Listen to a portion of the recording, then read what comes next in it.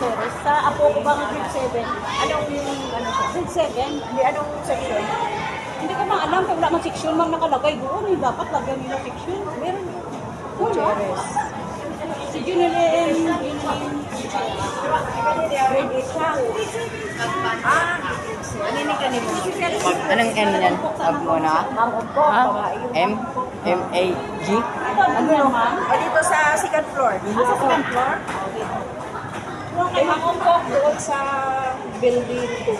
Ah, doon. Yan. Yung iba dito. Yan. Dalawang building ng grade 7. Doon. Hindi eh, ikaw liyo.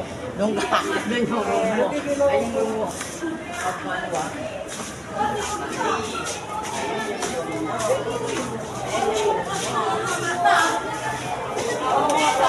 Ay, hindi.